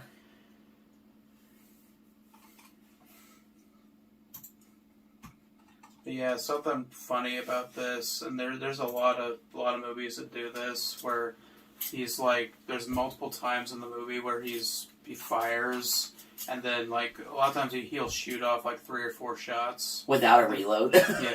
Yeah. But then the funny thing is, in one scene when he's fighting the she-bitch, is what he calls it. Hey, let's go. Yeah. Hey, she-bitch, let's go. But yeah, there's this really funny like audio editing in the scene where it's like you hear like it cuts away from the shotgun after he fires 2 shots and you hear like a noise. Yeah. So it's supposed to imply that he reloaded it in like a split second. And it does it multiple times in the movie. But I just think that's really funny. Yeah. Just comes with the territory. It just like you're not supposed to take this that seriously. Yeah. But it just supposed to just accept what's going on. I just personally thought that was pretty funny. That it like say all you need is a noise of a shotgun shell. You don't have to actually see him reload. Yeah. I mean, maybe not. Probably wasn't even a shotgun shell. It was ADR. It's just something that sounded good in the moment. But then we get to one of my favorite scenes in the movie, and it's not an action scene, not even that funny. It's all in the editing and the directing. But when he actually puts together the hand. Yeah, When he walks into the blacksmith's helping him, he's like, I want that gauntlet. And he just puts it on. It shows like all the springs like he uses. Yeah. And like he's like tightens it on his arm and everything. And then it's funny that he's like made the gauntlet and then he makes the hand separately somehow. Yeah. Just fits it on there.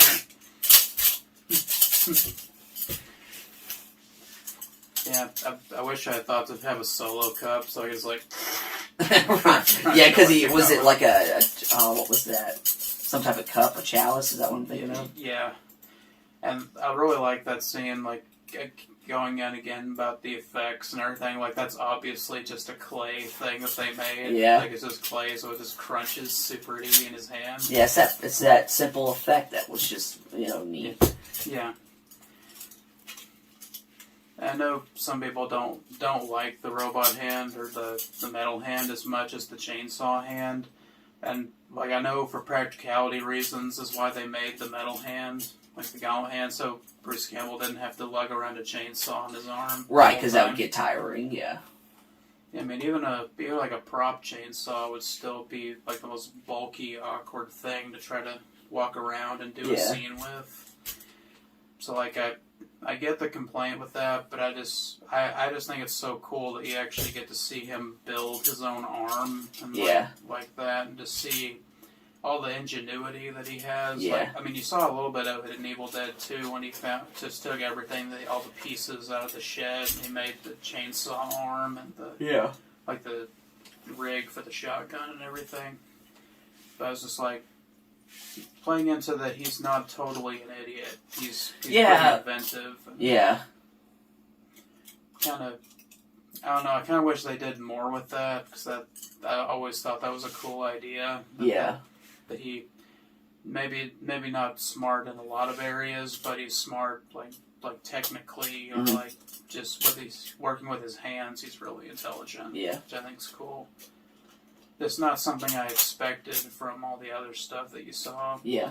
Because I'm like, well, the chainsaw's there in the second one, so it makes sense. He would just use it as the thing, but then he just literally builds a hand. Yeah. With barely anything from that time. Like, yeah, because he's got screws laying around. That's another one of those things you just, like, you accept from that film. What I can say is there was a lot in that trunk of the Oldsmobile. Right, yeah. That's where they open it. Oh, yeah, that's where all the screws were at. Right, yeah, that makes sense. Yeah, he's got all the chemistry books to teach him how to make gunpowder, and I'm assuming there were springs, and there's a thing of shotgun shells for somehow in there. Just convenient.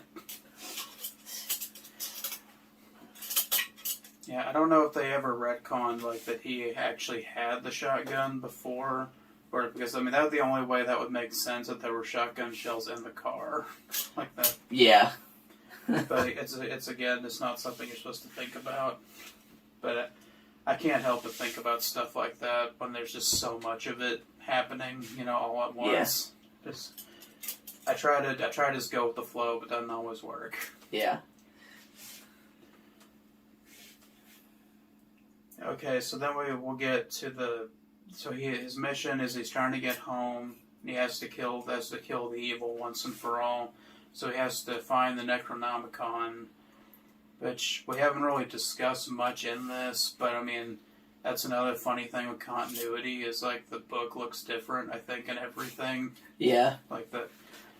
And then he gets to the cemetery where the book is, that he has to cast the spell and take it so it doesn't attack him or whatever.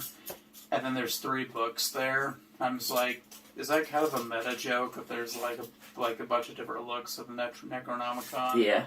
I think they all look the same because it's supposed to be a trick. Like, you don't know which one you're supposed to grab. But I just think that's funny that there's 3 of them. Just making me think back to all the way they've looked in the other movies. Yeah. I don't know if that was intentional. I just thought it was funny. It could have been. I don't know. But then he tries to do the magic thing that the wise guy told him to do, and then he's like, "Yeah, I got the words. I got it." And he kept trying to tell him, like, "Okay, make sure you say these words." And he's like, "Yeah, I got it."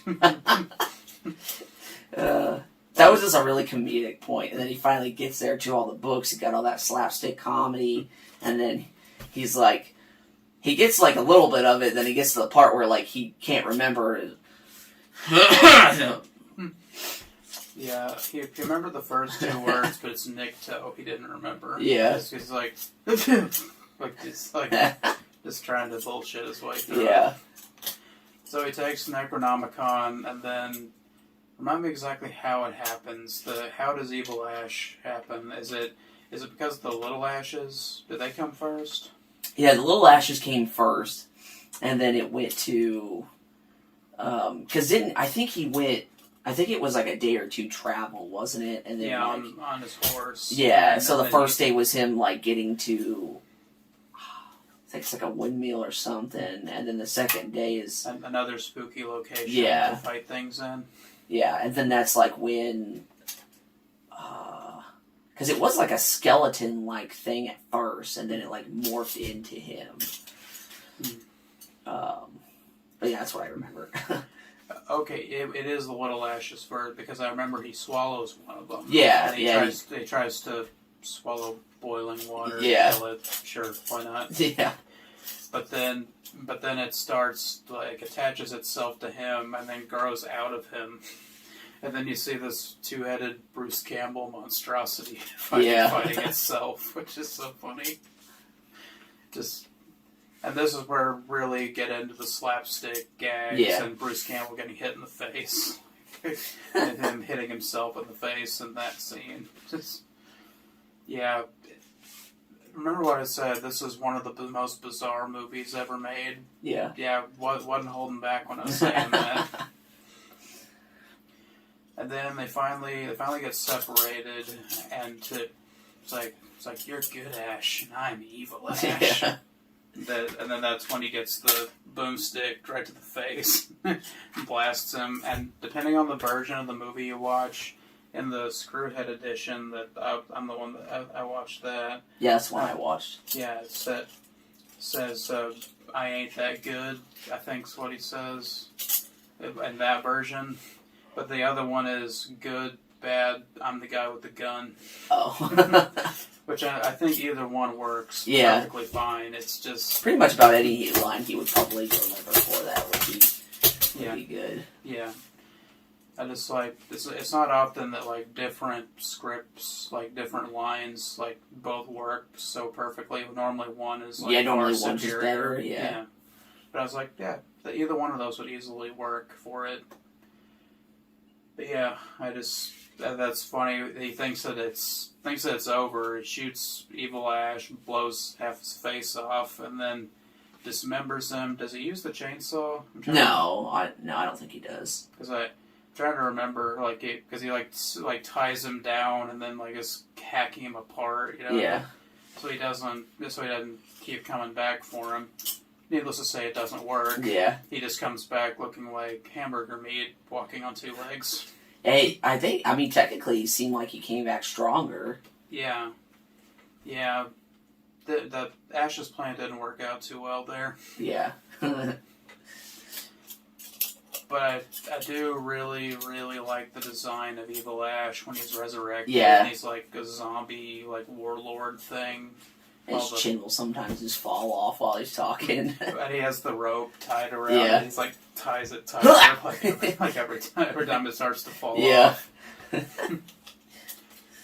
Bruce Campbell starts talking like this. Yeah. It's just so funny that even though he's like incarnation of evil, he still has like Ash's personality. Yeah. Because even like when he kidnaps Sheila, he's like, "Give me some sugar, baby." Yeah. I'm just like, how would she even kiss him? He like doesn't have lips anymore. It's just like jawbone Yeah. raw meat. They'd be John or something. Yeah. Yeah, that is everything about Evil Ash in this movie I really like. And it's just such a funny idea that it shows off Bruce Campbell's talent as an actor. Like this, I think this movie's like such a showcase of that. Yeah. And just Sam Raimi knowing when to let his actor, have as much fun as possible as a character. This is your favorite of the trilogy, so just go ahead and jump in anytime you want. My favorite part is when so we're on Evil Ash, so he's summoned and he's like summoning all the other deadites and stuff, and or skeletons, whatever they were. And then they were like storming, and you've got like the big fight going on. And I loved. So there's a part where like Ash is like trying to get on top of like the castle or whatever that is. And there's a skeleton. He's like crawling on the ground. He's like I'm gonna get you. I'm gonna get you. And then he's got like he puts like the knife in his mouth, and he like. He grabs that rope or whatever, so he starts extending into the air, and he's just like, "Oh, where'd he go?" And then it like lands on him. There's just a lot of that, like him fighting the skeletons. Like there's a part where he's like standing there, and you can tell somebody's just like tossing skeletons at him, and he's, just he's just like fighting him. Just that whole montage of him like finally like getting there, and then that big battle between them is just my favorite because like you see a lot of just like puppets and skeletons and like people and costumes. Yeah. Like it was a really neat mix of things between like that practical effect. I love all that. Yeah, it's not every day you watch a movie where there's like you look in one shot. There's like a miniature castle. There's all these puppets, stop motion skeletons. There's people dressed up as skeletons. And then there's like just people holding skeletons off screen. Yeah, right. Yeah, it's like yeah, and then I also love, like, the part where he's, like, trying to teach them how to fight. He literally teaches them, like, a few moves, and it's just, like, what is it, like, I think it's, like, stab, and then they move, and then swat. Yeah, whatever it is. It's like a dance routine. Yeah. And they're all practicing it, and then they just start fighting them, and then they're just, like, winning, and it's just, like, a simple, like, move. Yeah. But, like, I would feel like you'd be able to take skeletons pretty easy, because it's a skeleton. Yeah. Definitely if you're fighting a Deadite, then that's a whole nother thing. Or, not a Deadite, but, like a humanoid and then, like, a skeleton. There's at least more you have to knock through to kill them. Yeah, you got some... The skeleton, you just knock their head off. Yeah. But yeah, that's pretty much, like, my whole favorite part there. Yeah, did want to mention, I don't think it's reused from Evil Dead 2, but the gargoyle goblin thing, like that design is really cool, and I think, does it kidnap Sheila? Is that how? Yeah. Okay. Yeah. I was trying to remember if that's how Evil Ash got to her, or what, but... Yeah, they just called it a winged Deadite. Which I actually, in the film, I don't think they acknowledge it as anything. Yeah. I just, like with the last movie with Henrietta and, like, all the puppetry with the tree demon and all that, and then I saw that within this. I was like, that's just really cool. I like that. Doesn't look 100% convincing, but it looks really cool. Yeah, I like the way it looks, so you don't really care, honestly. But we mentioned Evil Ash. Sheila gets turned evil too, and very simple design, but I'm like very effective. Yeah. It looks like they pretty much just like put some like makeup on her face, right? Isn't that what that kind of looks like to you? Yeah, I'm trying to remember if they like put some kind of prosthetic on her face, or I don't think it shows her eyebrows very much whenever she's Deadite. I think. There's something about that's like missing on her face. I don't know if it's the eyebrows or if it's something else, but it's just something to make her look more spooky. Yeah. But like I like how elaborate Evil Ash's design is, and I like how simple her design is. Yeah. Yeah, and that's just like not going over the top. It's just like, we need her to be like half Deadite or whatever, but we don't need to go too far with it. We just need to make it simple.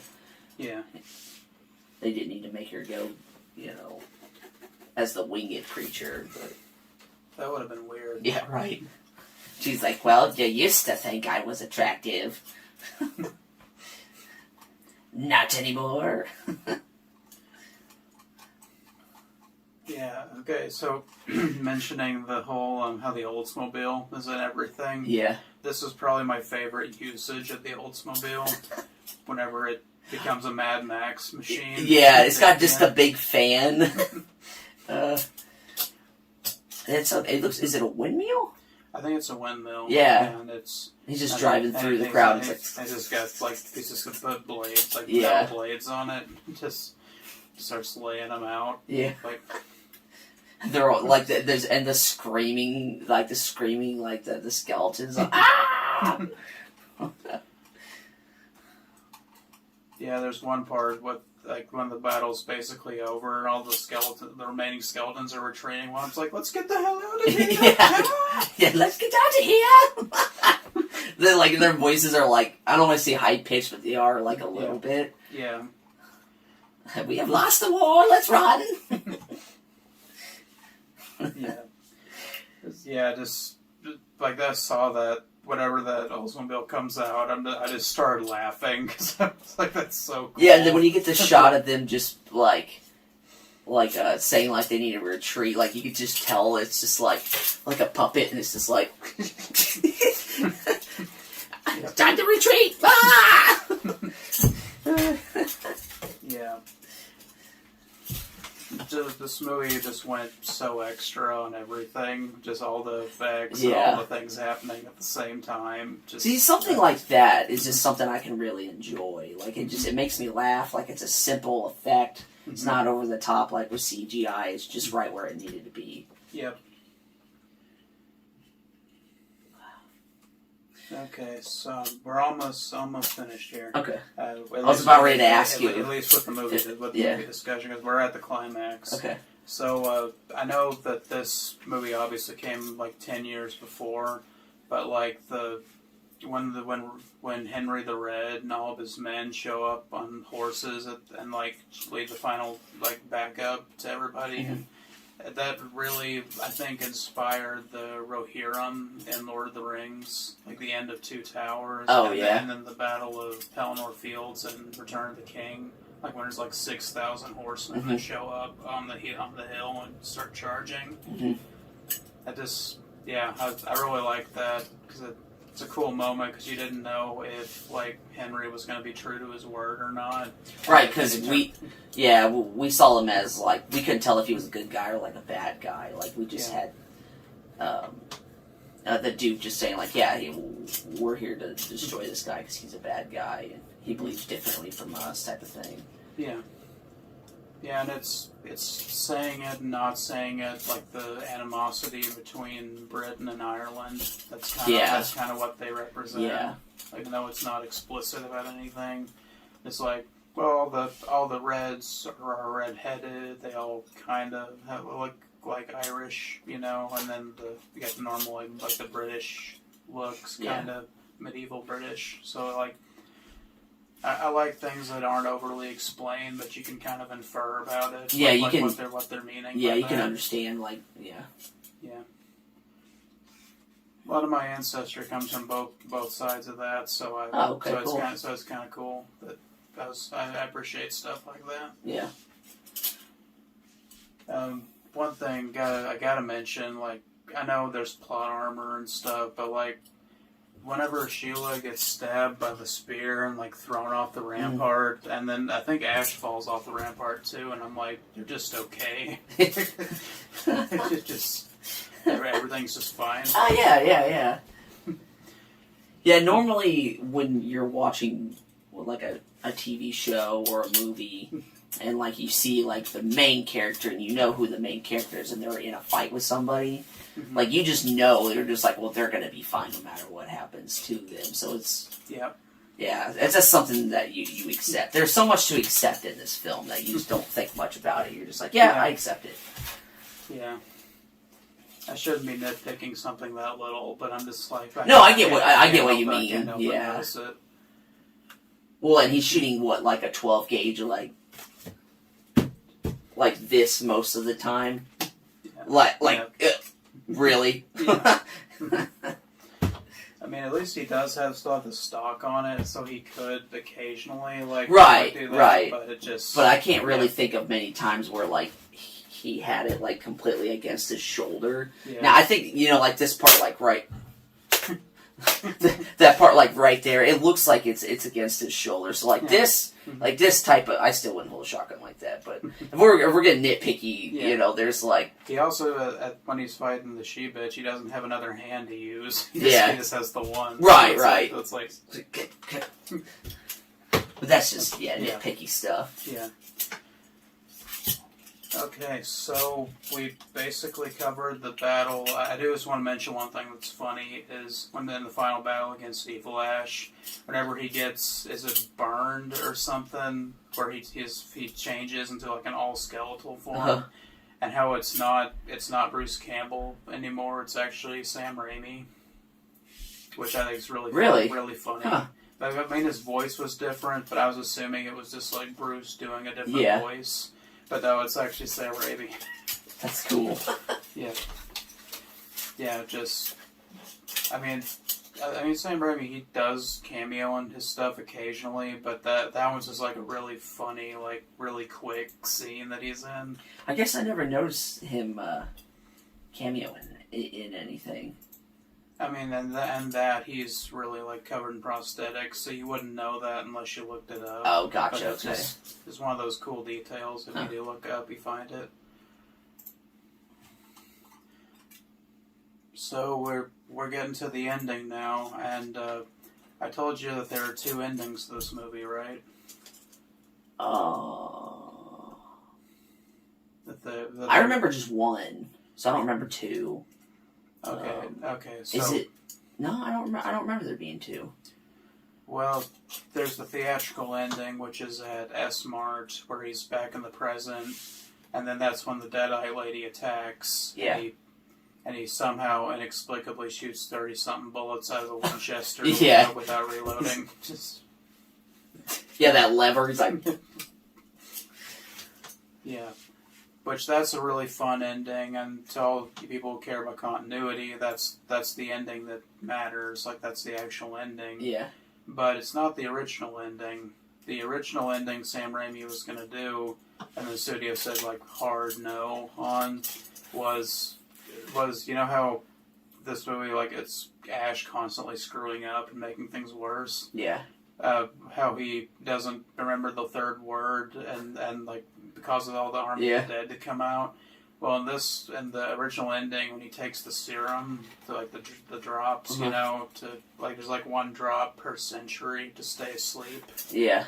And then he miscounts, and he puts another one in there, and then he wakes up, like, you know, it's like the Earth is around the Oldsmobile at that time, and he digs his way out of like the cave he was in, and it's like post-apocalypse.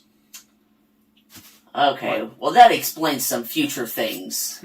Yeah, and he's got the like comical beard and long hair. Like it's a lot of fans call it the Rip Van Winkle ending, which is gotcha. Okay, like that's definitely an inspiration there.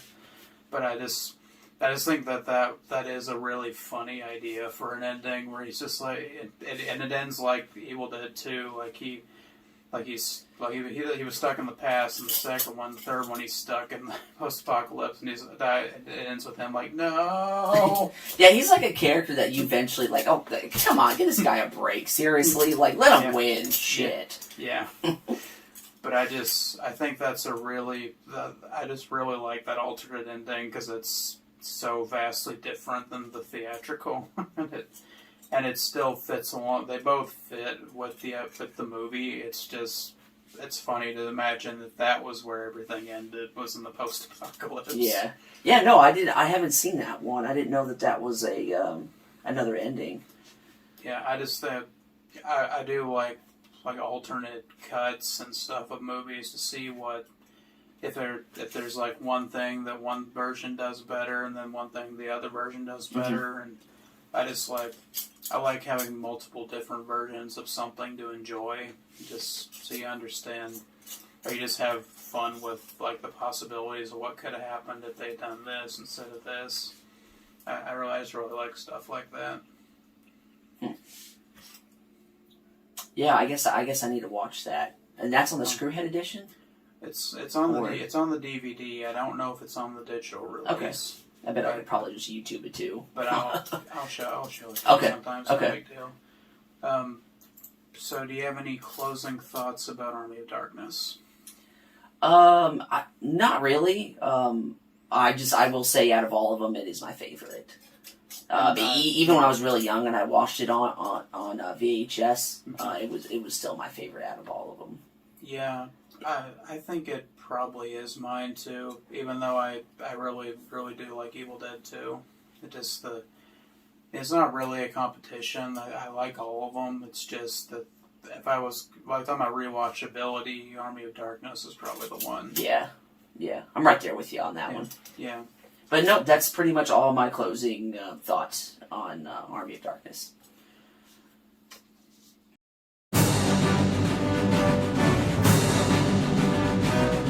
Okay, welcome back. We're done talking about the movies basically, but I just had a special thing I wanted to say about Army of Darkness and I guess the Evil Dead trilogy as a total that I didn't know I was going to make this section going into the video, but then it came into my mind, so I wanted to do it. Mm-hmm. So I didn't realize how influential this trilogy of Sam Raimi films is on a lot of the things I grew up with. Yeah. There's a lot of like cartoons or movies or like things that have not stolen it necessarily, but just used ideas that he introduced in this trilogy. Like, way I would describe the Evil Dead trilogy is the series I didn't know inspired my childhood. So it's just really cool looking at it from now, like watching all those other things, knowing where they got their ideas. Mm-hmm. So I think that's pretty neat. Gendy Tartakovsky is one guy. He has actually said that Sam Raimi was a big influence on him. Oh, okay. So I do have a couple of Samurai Jack episodes that kind of borrow some things from Evil Dead. That's cool. Yeah. So the 3-part episode that starts off the series is where Jack fights Aku in his time and then gets sent through a time portal to the future by Aku. Yeah, that scene, like where he gets sent through the time portal, that is like almost exactly the way they do it with Ash in the end of Evil Dead 2. Yeah. Where it's like That's spinning and everything. Yeah, I haven't seen Samurai Jack in a long time. Yeah, I'm just saying, I'm just doing a little research for other things that I'm doing. Yeah.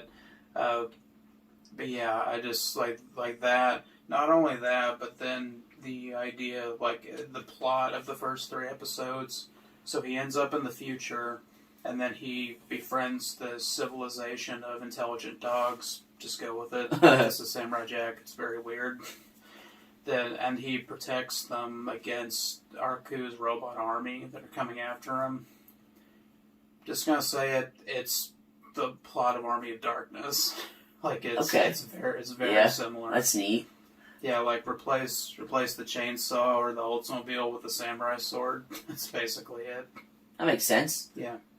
Yeah, you gotta accept things in a cartoon because it's a cartoon. Yeah, so that's like when I was rewatching the series, and I was just like saw that after seeing the Evil Dead trilogy. I was like, oh man, I see where all this came from, and like the way he will cut together a scene, like direct, like do the editing and like the way shots are done. It's very similar to Sam Raimi. Like way he does montages in Samurai Jack is very similar. Yeah. So that's another thing. There's an episode called Jack versus the Zombies, which seems pretty straightforward. Just Jack in a graveyard. Aku brings all the dead back to life to attack him. Then this character shows up that's really bizarre, like even for the setting. It's just this weird witch thingy that's floating around. And it seriously says, "I will eat your soul." And like starts chasing him through the graveyard, like flying. I'm just like, yeah, that's Evil Dead. Yeah, that's cool. I didn't realize he had that much inspiration from him. Yeah, one other Samurai Jack episode. There's a few episodes that are kind of like miniature horror movies, basically. Like that's one of them.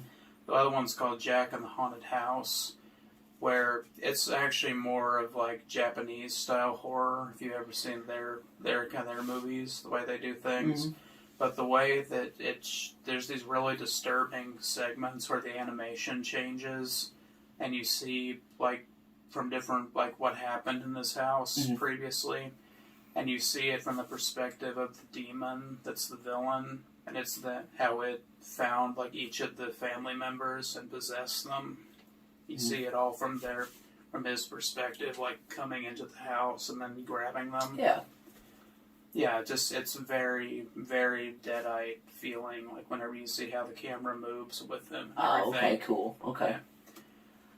So, yeah, a lot of Samurai Jack stuff.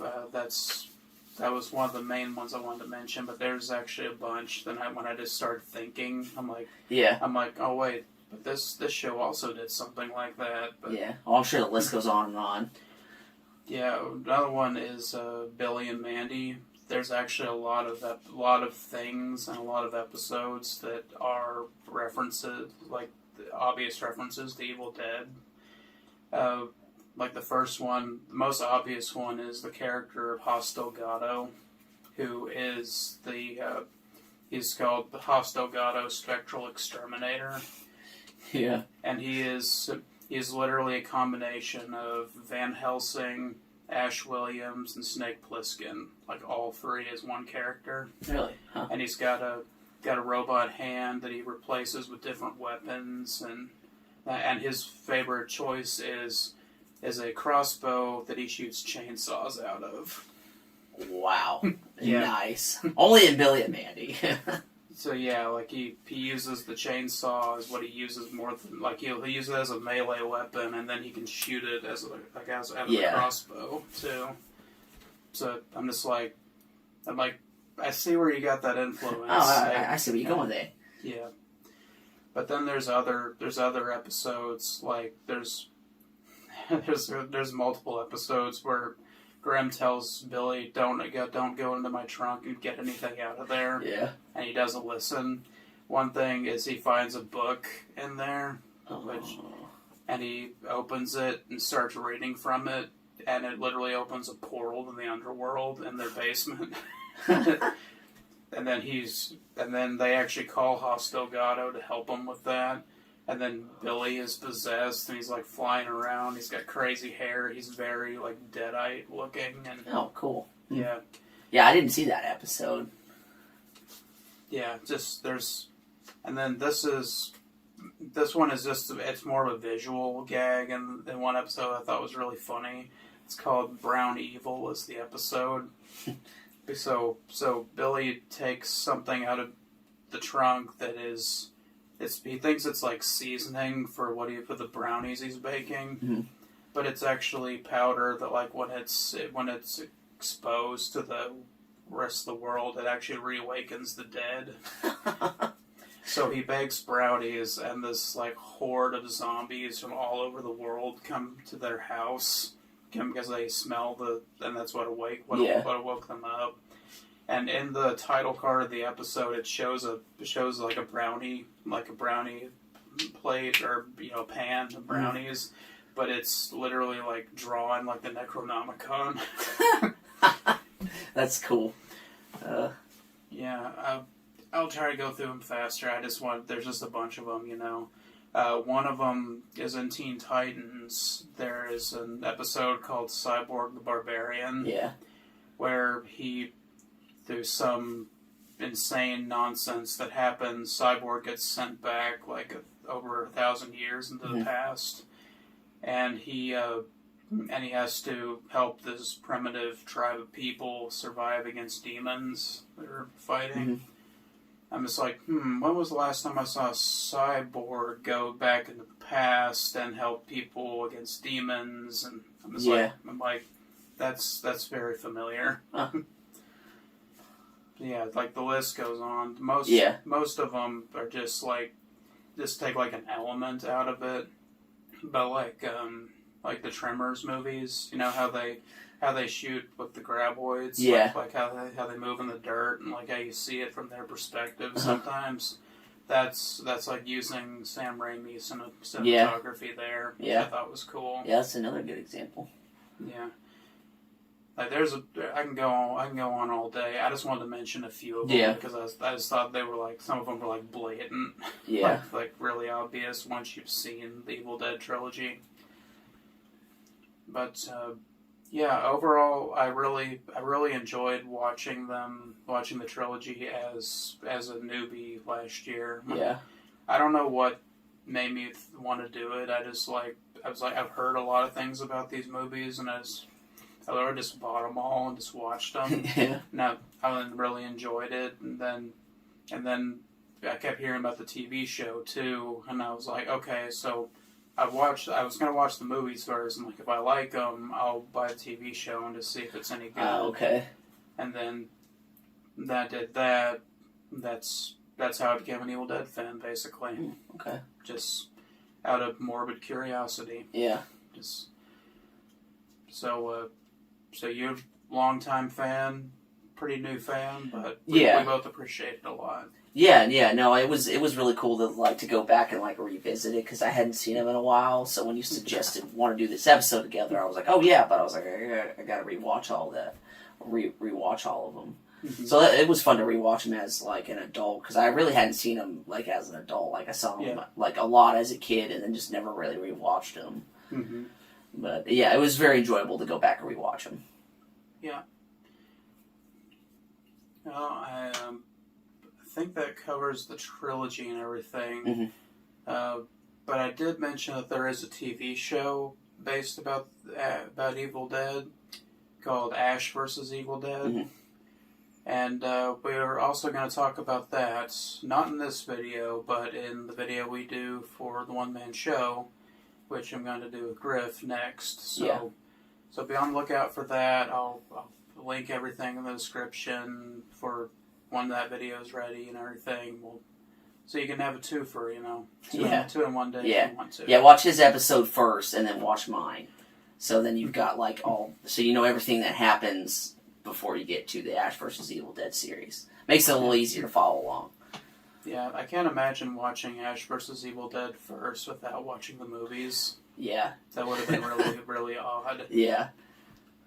I mean, I probably would have liked it, but because it's horror comedy. But, But I'm just I would have been so confused. Yeah, it would have been hard to follow. Yeah. Yeah. I think that about does us for this time. Thank you all for watching. Great. So glad I get to do this kind of stuff. And happy spooky season. I'm going to try to drop a few other videos. We'll see what happens, but we're at least going to get this video out. So thanks for watching. Grif, thanks again for joining me. Thanks for having me here, man. I appreciate it. Yeah. And we will see you next time whenever we do a crossover. Yep, we'll catch you guys next time. Yep. It's in the Necronomicon. He's the promised one when the time has come to fight the army of the evil dead. Hail to the king, baby. The king, baby. The king.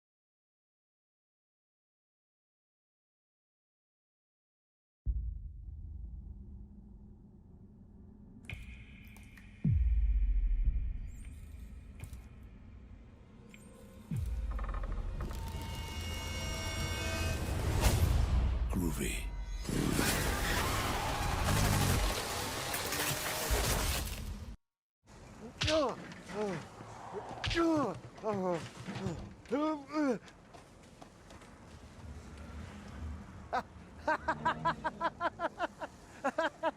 It's over!